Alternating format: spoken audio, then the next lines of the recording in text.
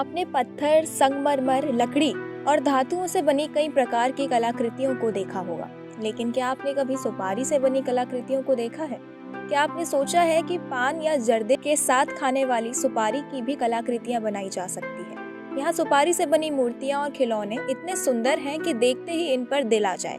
मध्य प्रदेश के रीवा में सुपारी की कलाकृतियों का विशेष महत्व है। यहाँ सुपारी के खिलौने बनाए जाते हैं और इन खिलौनों ने रीवा को लोकप्रियता दिलाई है। वैसे तो हर शहर की एक पहचान होती है और ये पहचान वहाँ के लोगों से होती है, परंपराओं से होती है, प्राचीन धरोहरों से होती है।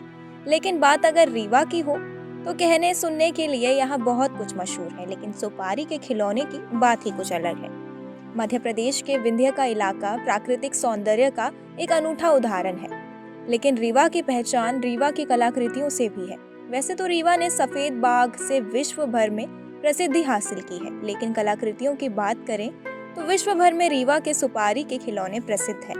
रीवा का एक परिवार कई पीढ़ियों से ये काम करता आ रहा है, जो अभी भी जारी है।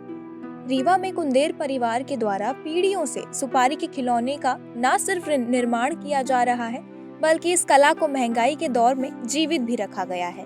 सुपारी के खिलौने के इतिहास का रुख करें तो रीवा राजघराने का जिक्र करना जरूरी है। रीवा राजघराने में सबसे पहले पान में सुपारी का इस्तेमाल करने के लिए सुपारी को अलग अलग डिजाइन से कटवाने की परंपरा शुरू हुई थी।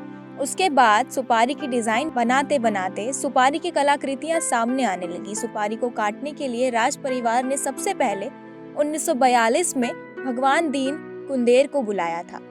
रीवा में बनाई जाने वाली सुपारी की मूर्तियां शहर में आने वाले राजनेताओं और अन्य सेलिब्रिटी को भेंट के रूप में दी जाती है।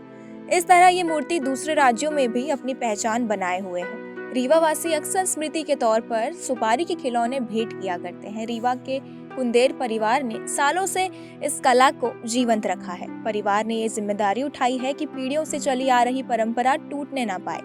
मौजूदा समय में महंगाई के इस दौर में सुपारी की कला को संजोए रखना चुनौती जैसा लगता है, लेकिन रीवा का कुंदेर परिवार इस परंपरा को आगे बढ़ाने के लिए प्रतिबद्ध है। कोरोना के बाद सुपारी के दाम 2 गुना हो गए, लेकिन 120 से इन तोहफों की शुरुआत हो जाती है, फिर 20,000 तक जाती है। रीवा की सुपारी 8 तोहफे के रूप में जर्मनी और फ्रांस तक जाती है।